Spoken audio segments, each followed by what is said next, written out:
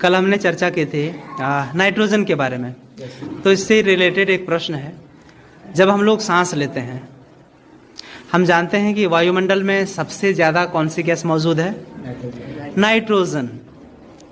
सबसे ज़्यादा जब नाइट्रोजन है, और जब हम लोग श्वास लेते हैं तो नाइट्रोजन हमारे फेफड़े में पहुंच जाना चाहिए, हमारे खून में जो है नाइट्रोजन अंदर चला जाना चाहिए, लेकिन अंदर में कौन सी गैस जाती है? ऑक्सीजन। तो ऐसा क्यों? क्या कारण मालूम है? नहीं सर। मालूम नहीं? आप लोगों को मालूम? देखिए, ये बात सही है कि सबसे ज्यादा प्रतिशत जो है वो नाइट्रोजन का है। हम जब सांस लेते हैं तो फेफड़े में सारी गैस जाती है, लेकिन फेफड़े में जो गुब्बारे जैसी संरचना, जो गड्ढे जैसी संरचना होती है, उसमें सोखने का काम हीमोग्लोबिन जो है वो सोखने का काम ऑक्सीजन को ही सिर्फ कर पाता है। ठीक है, और ये हुई पहली बात। दूसरा है कि हमारे शरीर में ऑक्सीजन जाएगा तो श्वसन की जो प्रक्रिया होती है उस दरमियान कार्बोहाइड्रेट टूटता है, कार्बन डाइऑक्साइड और वाटर में, और एनर्जी बनती है, ऊर्जा बनती है।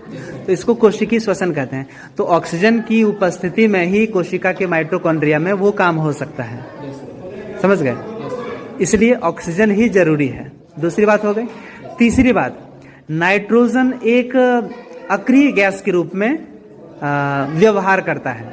आप जानते हैं कि नाइट्रोजन जो है उसमें एक अणु में 2 परमाणु होते हैं नाइट्रोजन के, इसलिए N को N2 लिखा जाता है, नाइट्रोजन को N2 के रूप में लिखा जाता है। और नाइट्रोजन के बीच इतना मजबूत बंधन होता है कि वो जल्दी से टूट ही नहीं पाता है।